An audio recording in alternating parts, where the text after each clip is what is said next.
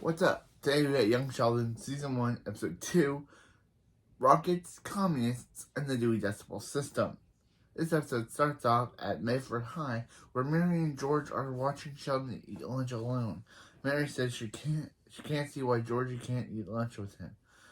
It can't eat lunch with Sheldon. George says, when Mary was in high school, wasn't eat lunch with a 9-year-old? Mary says she would have, and George says, then there's something wrong with her. Mary wants to go sit with Sheldon, but George stops her, saying, think this through right now.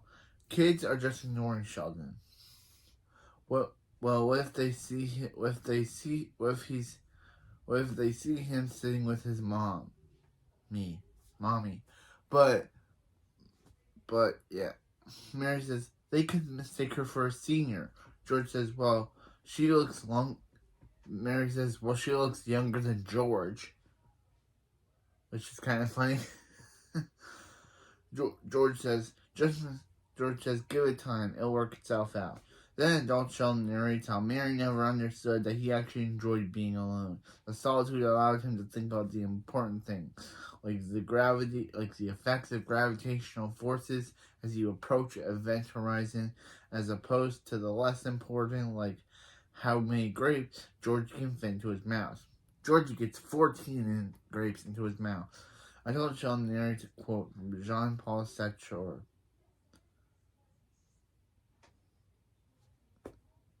It was like other people. And that's humorous because it's true. Okay. After the opening, this is the first episode to have the show's long-standing opening theme, Mighty Little Man by Steve Burns. And don't know which opening I prefer. I do like this opening, but Big Bang Theory's opening gets me more hype. So, sorry, Young Sheldon, your opening's fine to me, but upon listening to Big Bang Theory's opening again, I've choose that one. That song is a banger. Sorry, Young Sheldon, your song's alright, but it's just too short. It clocks around 14 minutes, while Young Sheldon's theme is only 14 minutes long, while Big Bang Theory's theme is totally fine. Yeah. So I choose, out of the openings to listen to, I choose Big Bang Theory. Even though recently I've discovered that Big Bang Theory has been getting a lot of things wrong, that has been saying a lot of things that Young Sheldon would disprove, which is really weird that Chuck Lorre would create Big Bang Theory, then create Young Sheldon to just disprove everything the Big Bang Theory set up. We'll eventually get to Big Bang Theory, and I'll say those things when we get to them, but a lot of things we'll show in this show will later disprove Big Bang Theory, but yeah, anyway. After the opening, at the Cooper house, Missy is sighing, and Mary asks Missy what's wrong. Missy says, how come math is so easy for Sheldon? And hard for her. Mary says she doesn't know, but Missy has her own talent, gift. And Missy's like what? And Mary says, Missy has pretty hair. And Missy says, yeah, that's true. Mary asks Georgie to sit with Sheldon, and Missy tells Georgie not to do it. Mary says, stay out of this, and Missy says she ate with Sheldon during 2nd grade, and it really hurt her social life. Another good Missy burn. Yeah, this show has a lot of good Missy Savage burns, which I guess we can add this one to the burn count.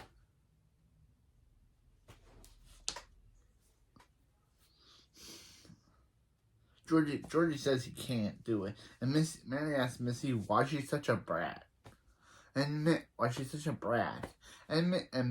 Missy says it's just because she's crying for attention. Mary says this isn't a joke. Sheldon may be smart, but he doesn't have a friend in the world, and she's sorry, but she's really worried about Sheldon. After that, In the garage, Missy confronts Sheldon about this,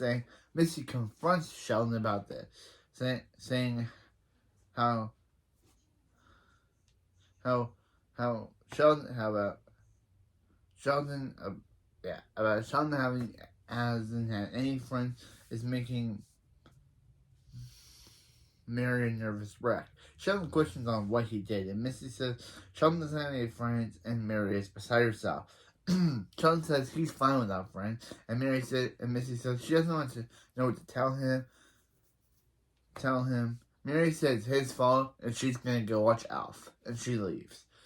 Which is an adult Sheldon narrates how science fact systems of the work. That Medford High. Adult Sheldon narrates how when you're 3'10" and in a high school, getting from point A from point B can be a harrowing experience, but it's worth it when point B is the library, home to the original information superhighway and the Dewey Decimal System. Mrs. Hutchins, who becomes a recurring character later on, says, there's a lot. This episode introduces a lot of recurring characters. Actually, maybe just two. Mrs.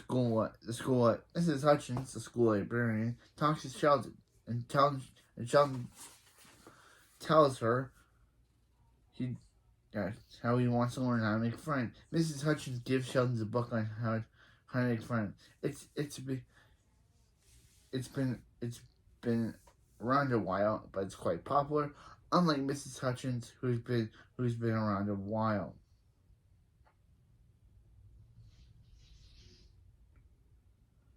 Sheldon starts to read the book, How to Win Friends and Influence People.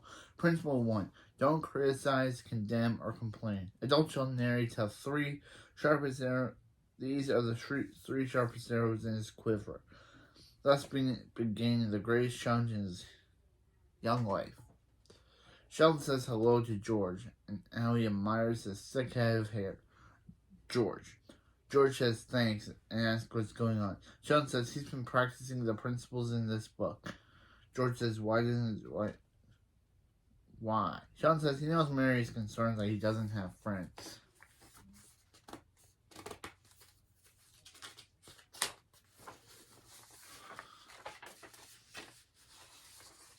So he's determined to remedy the situation. George says good for him, and Sheldon says, does he feel complimented when he says his name? George. The book says he should. George says he's kind of overdoing it a little, and Sheldon says, well, thank you for your criticism. The book also says he should praise any improvement George has made. Sheldon says he'll be right back to George. Adult Sheldon narrates how on the heels of that successful beta test, Sheldon decided to practice the Carnegie principles on someone his own age. Yeah, Billy Sparks, who is nothing like his last episode self. He's now kind of friendly to Sheldon now. I still find it so weird that they wrote Billy Sparks in a bully way last episode, but now in this episode he's just a dim-witted kid. He doesn't have anything against Sheldon, even though the Big Bang Theory Sheldon says that Billy Sparks was in his top enemies list. Again, young Sheldon trying to prove that the Big Bang Theory was wrong. But anyway, just saying, is that unlike last episode where Billy was intentionally using his chicken to get the kick out of being mean to Sheldon, this second episode Billy Sparks is a dim-witted kid who is kind of friends with Sheldon. Sheldon goes to Billy Sparks. Sheldon says hello to Billy Sparks, and Sheldon says he's generally interested in Billy and would like to encourage Billy to talk about himself. Billy says thanks. Sheldon says Billy has the floor, and Billy says thanks, and Sheldon leaves. Adult Sheldon says, looking back, he would have been better luck making friends with chicken. Then at Manford High, Sheldon approaches the cheerleader, asking the cheerleader if she's asking she's a cheerleader, and by saying "Go Wolves," is he initiating a conversation about something that's interests her. The cheerleader says, "Oh, he's one of those special needs kids." And as a special needs kid myself, I feel offended, writers, that you would literally make a joke about that. Sheldon says Mary says he's special, and the cheerleader asks the cheerleader if she would like to be his friend. Cheerleader says, "I don't think so," and Sheldon says, "Are you sure?" What if he told her he admired her boldly applied makeup? The cheerleader gets offended by this and walks away. Actually, we don't know if she gets offended. She just says, "Oh," and leaves. Obviously being offended by what Sheldon says.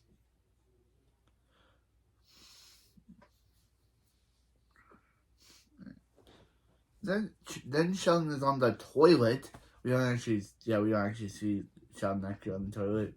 Sheldon's on the toilet asking two guys as much as he detests odd smelling cigarettes, he does applaud their rule breaking bravado. The two guys leave and Sheldon asks for their name, but the door closes. Then Sheldon approaches three guys, asking them if they saw the sports programs over the weekend or perhaps did some kissing with girls. And Sheldon says, "Are you listening? Are they even hearing him?" Then Missy in Sheldon's bedroom. Missy's counting how many times she brushed her hair. She finishes by 100, and Sheldon tells her that she missed 11 numbers. Missy says she doesn't need to be good at math. She has beautiful hair, which is it's not a Missy burn, but I just gotta say I love Missy, so she's one of my favorite characters in this show, and even in The Big Bang Theory. Despite in this show, I just like her actress, and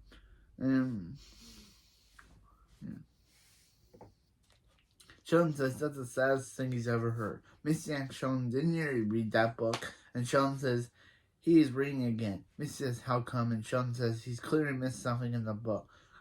He clearly missed something. He can't find one person who wanted to be a friend. Missy said, "Do you look at the card inside?" And Sheldon says, "It was just the people who signed out the book." And Missy says, "It's just a list of losers like you, like Sheldon, who can't find a friend." Add that to the Missy roast. Add that to the Missy burn count. Savage burn count.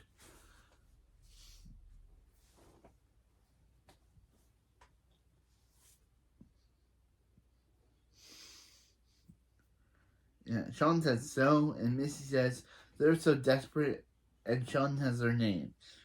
They're desperate, and Sheldon has their name. Sheldon says that's brilliant, and Sheldon says, "Now how come she can't count?" In the car, Mary says how George told her Sheldon has been reading a new book. Sheldon says that it's about how to make new friends. Mary asks, "Is that something he's interested in?" Sheldon says, "Not really," but Missy told him it makes Mary sad that he doesn't have any. Mary says she's gonna have to sew Missy's mouth shut, and Mary asks how it's going. Sheldon says the principles in this book didn't work for him. Although George likes being called George over and over again, so Mary might have to give that a try.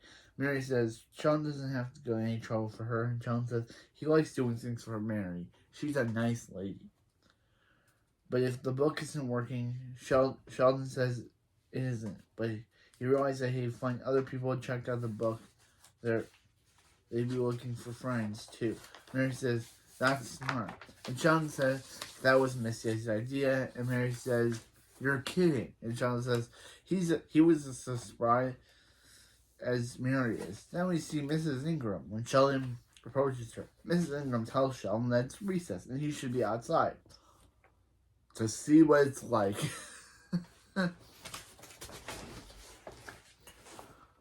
To see what it's like. That is funny. When Sheldon approaches Mrs. Ingram, yeah. Okay, so yeah. Sheldon asks her if her name is Evelyn Ingram. She says yes. And Sheldon says the same Evelyn Ingram that checked out this book. Miss Ingram says, why is that Sheldon's business? And Sheldon says, he just assumed that she was trying to make a friend. Miss Ingram says, she checked out that book a long time ago. She just got out of a difficult relationship. Sheldon says, with a friend? And she says, friend? She gave that man 3 years of her life and her innocence. Sheldon says he doesn't understand. He doesn't know what that means. And Mrs. Ingram says,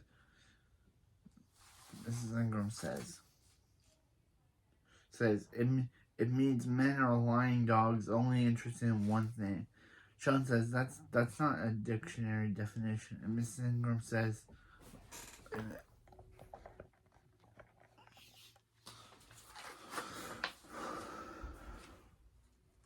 Mrs. Ingram says, always the same. A quick glance across the room, a casual hand on the shoulder. Lunch at Stucky's. It's a romance flower to begin in the beginning. Sheldon narrates how the list proved to be a double-edged sword. It turns out self-help books written in 1936 were only interested to emotionally troubled adults. Emotionally troubled adults.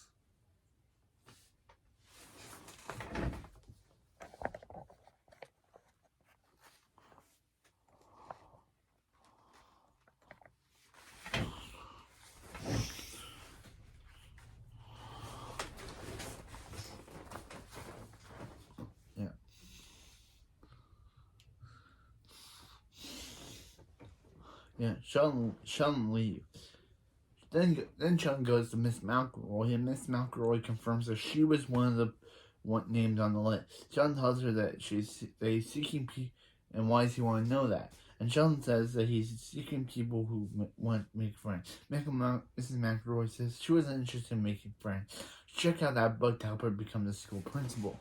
Sheldon dumbly asks, did it happen? And she's like, are we in the principal's office? Sheldon says no. And then Miss McElroy says that the only reason why she didn't get the job is because she's not a man.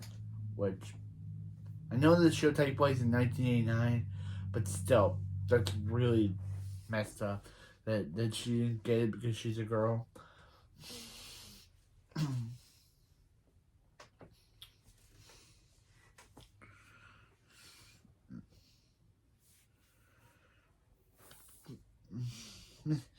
Yeah. Sheldon says, to be clear, she's not interested in making friends. She says she's interested in living long enough to see a woman no longer treated like second-class citizens. Sheldon says, if that's your goal, to live a long life, then chili cheeseburgers is a step in the wrong direction. Mrs. McElroy says food's all she has, and Sheldon leaves. Then we see Mr. Givens talking about his dating life. And I guess it's about Mrs. Ingram, because I guess they were a thing. And Sheldon says about how literally 2 years later, Mr. Givens would become the principal of Medford High, and Mrs. McElroy would become mentally obese, which is like super messed up.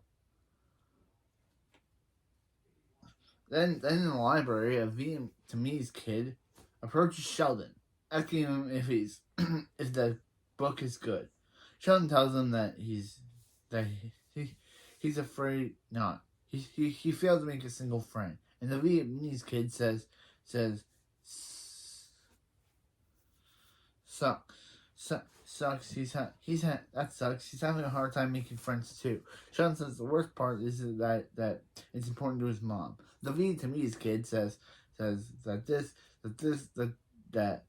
his parents pressured him about making friends all the time. Sheldon says he understands what he's going through, and Sheldon tells the Vietnamese kid that he read the book. It's excellent. The Vietnamese kid asks Sheldon if he's into rocketry. Sheldon says he's not. Sheldon says he started with water propulsion, worked his way up to solid fuel, then went back to water after he set his garage on fire. The Vietnamese kid says nice. Sheldon says he also tried to get the uranium and build an atomic engine, but that stuff is hard to find. The Vietnamese kid says probably for the best. And Sheldon says he wishes the Vietnamese kid good luck on his quest to find a friend. The Vietnamese kid said, I play Asian kid, but he technically he comes from Vietnamese. Comes from Vietnam. His name comes from Vietnamese, so yeah. Vietnamese kid says he also wishes sounded the same to Sheldon if he hasn't found one single friend. Same to Sheldon. Sheldon comes back in to say if he hasn't found one, Sheldon is good news. In the car, Sheldon asks Mary if he knows what the drug Prozac is. Mary says not much, but it's supposed to make people happier. Sheldon says he was thinking of some of his teachers might benefit from that. Wow. Mary says that Sheldon tells Mary he made a friend,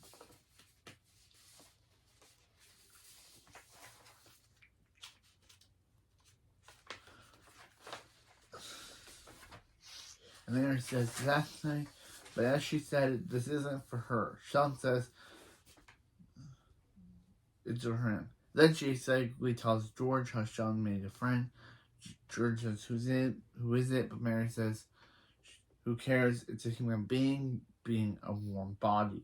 Sheldon comes in and asks if he can his rocketry hobby. George says they've been through this. He can build them but not launch them. Then Sheldon says launch them is the fun part. George says, tell that to the family of squirrels who died in the fire. Sheldon says, okay, but it was just something you want to do as a new friend. Mary lives in a launching rockets rule for Sheldon's new friend. George says Mary, and Mary says it could have been rats. They don't know. And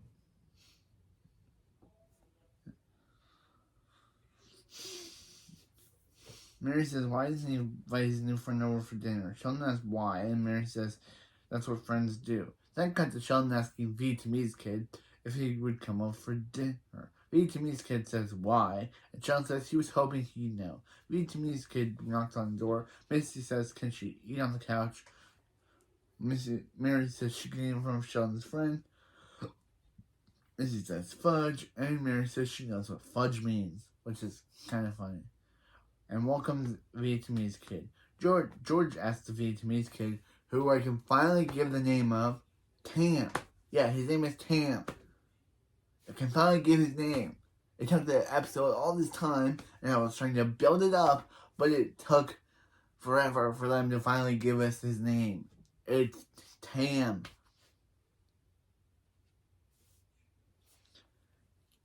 Tam says to be to me, as I said, and George says he spent a lot of time over there. George asks Tam if his mom's name is Kimberly. Tam says no, and George says Vietnam, like in Rambo.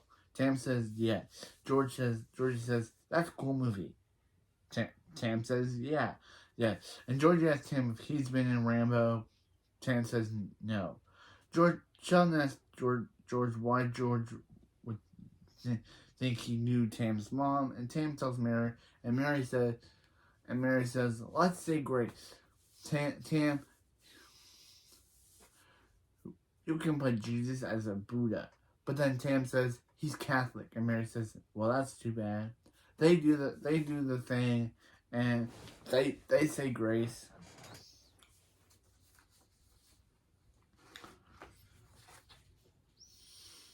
Yeah. They say grace. And Mary asks Tam what brings him to Texas. Tam says after the American War, and George says we met the Vietnam War. And then what Tam says they called it the American War, which is kind of interesting. After the American War, Tam's father was sent to a re-education camp because he fought on the wrong side. George says he fought on their side, but Tam says he has fought on the wrong side.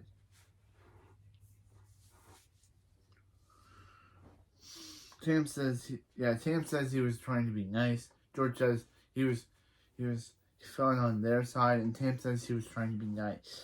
For many years, his mom and sister and Tam were very poor, and often didn't have much to eat then. Then Tam's father was released. George asked what they taught Tam's dad at the re-education camp, and Tam says they taught his dad how to be a communist. I guess that's where the title of the episode comes from. And because, yeah.